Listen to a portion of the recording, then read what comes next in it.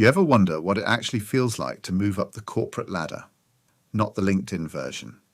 The real version. Let's start at the bottom. Salary, $0 to maybe $15 an hour, if you're lucky.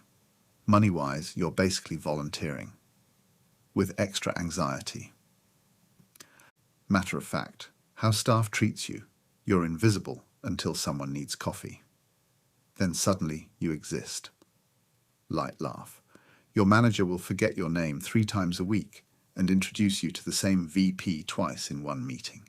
You'll get assigned tasks nobody wants, reformatting a slide deck for the 4th time, or sitting silently in a meeting just to get exposure. Dry exposure doesn't pay rent, by the way. Slightly defeated. You will nod at feedback that makes no sense, repeatedly. But here's the secret. Everyone remembers the intern who actually asks smart questions in a meeting or catches an error nobody else saw. This is the only level in the entire ladder where being annoyingly curious is a superpower, not a liability. Use it. You now have your own desk, a badge, and crushing imposter syndrome. You're making somewhere between $45,000 and $65,000 a year, depending on the industry. Tech and finance pay more. Non-profits and media pay less. Like passion pays your rent. Staff treatment. You're visible now, which is both good and terrifying. Because visible means blamable. Your manager actually knows your name now, mostly because they need you to fix something they broke, and somehow it becomes your problem by end of day. This is the grind level. You're learning the actual job nobody taught you in school. How to write an email that doesn't sound passive-aggressive when it absolutely is one. And you will make embarrassing mistakes in meetings that you'll think about at 3 a.m. for years. Reply all is not your friend here. On the plus side, you finally understand what half your job title actually means. Took long enough.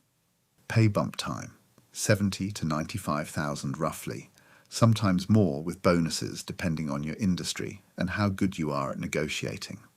Which, statistically, most people are terrible at negotiating. This is where the real shift happens. Junior people start asking you questions. And you have to pretend you always know the answer, even when you're Googling it under the table. Dry staff treatment changes here too. Peers start treating you like a resource instead of a person. People forward you their problems, assuming you'll just handle it, with 0 context and a message that just says thoughts. You're respected but overworked. You're the glue holding projects together, while somehow being the least credited person in the room when the project actually succeeds. You'll notice something interesting here too. This is usually the happiest level, financially and mentally. You know enough to feel competent, but you haven't yet inherited the headaches of managing people. Enjoy it. It doesn't last. Salary jumps again, 95 to 130,000, depending on company size and how many people now report to you, which, by the way, nobody actually trained you to manage. But here's the twist nobody tells you. Your job completely changes. You're no longer paid to do the work. You're paid to make other people do the work well and somehow also make them like you while you do it. Staff treatment. This is where it gets political. Your team either loves you or quietly resents you, depending entirely on how you handle credit and blame in front of other people. Upper management starts seeing you as either a rising star or an expendable middle layer that absorbs problems without solving them. This is genuinely the hardest emotional level because you're squeezed from both directions. Your team wants protection and leadership wants results, often at the same time, on the same problem. You'll also discover a new skill here. Pretending a meeting that could have been an email was actually necessary. Now we're talking real money, 150 to 250,000 base, plus bonuses and often stock, depending on the company and how public or private it is. Cynical staff treatment flips entirely. People are suddenly very interested in your opinions. Very interested in laughing at your jokes, even the bad ones. Very interested in agreeing with you in meetings, even when you're clearly wrong. Knowing. This is the level where you realize half the flattery you receive isn't about you. It's about your budget approval power and whether you can greenlight their next project or headcount request. You have real influence now, but you've also traded your calendar and most of your evenings for it. Your phone doesn't really turn off anymore, it just goes quieter. Also, congratulations.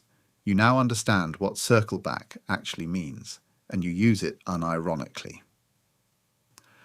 Here is a different universe, 300,000 to several million, once you include stock and bonuses, especially at public companies where equity can dwarf the base salary entirely. Measured staff treatment. Everyone is polite.